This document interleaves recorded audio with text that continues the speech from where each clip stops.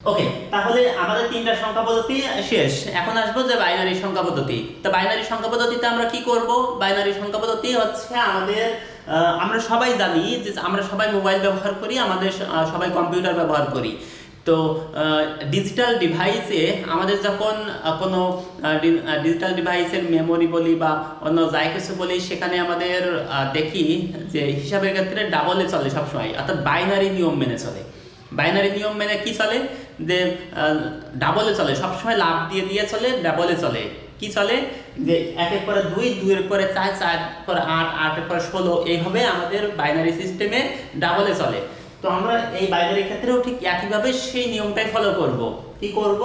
যে বাইনারিতে খুব একটা সহজ নিয়ম আমরা যদি জানি, তাহলে সম্পূর্ণ অঙ্কটাই আমাদের কাছে সহজ হয়ে যাবে। কি করব? যে আমরা একটু প্রথম যে ঘরটা আছে এই ঘরে আমরা 1 দিব, দ্বিতীয় ঘর 2 দিব, তৃতীয় ঘর 4 দিব, তারপরে ঘর 8 দিব। অর্থাৎ ডান সাইড থেকে ডাবলে চলে আসবো 1 2 4 8। তো যদি এর পরে আরেকটা ঘর বাড়াতে হতো, তাহলে আমাদের তারপরে কি করতাম? 8 পরে 16, 16 পর আরেকটা ঘর বাড়াতে হলে 32। এইভাবে আমাদের এখানে লিখতে পারবো। তো এক যেহেতু আছে এখানে, আমি কি করব?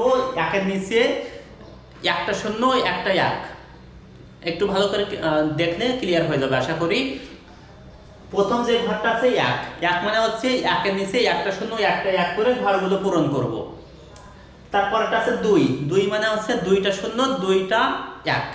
আশা করি সবাই বুঝতে পেরেছো, পরেরটা তোমরা পারবা। কি করব? এক আছে, একের নিচে একটা শূন্য, একটা এক, একটা শূন্য, একটা এক, শূন্য এক, শূন্য এক। এইভাবে করে আমাদের সব শেষ অঙ্কগুলো করে ফেলবো। তারপর আছে দুই, দুই মানে হচ্ছে দুইটা শূন্য, দুইটা এক।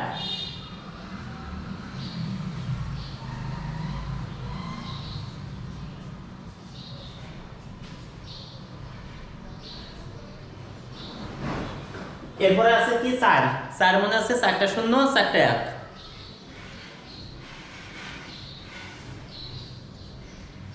চারটা শূন্য, চারটা এক।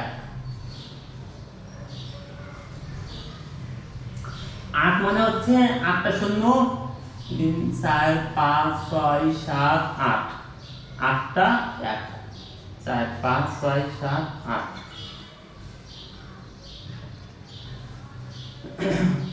তাহলে আমরা কি করেছি? আমরা করেছি হচ্ছে প্রথম ঘরটা একটা, প্রথম ঘর এক, এক মানে হচ্ছে একটা শূন্য, একটা এক। দুই, দুই মানে হচ্ছে দুইটা শূন্য, দুইটা এক। চার, চার মানে হচ্ছে চারটা শূন্য, চারটা এক। আট মানে হচ্ছে আটটা শূন্য, আটটা এক।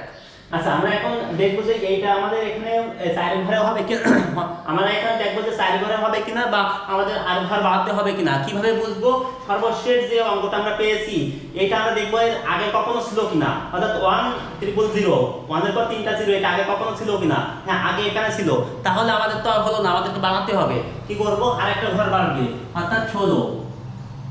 16 মানে 16 শূন্য, 3 4 5 6 7 8 9 10 11 12 13 14 15 16। 16টা শূন্য, 16টা এক। এরপর আমরা এক দিয়ে যাব।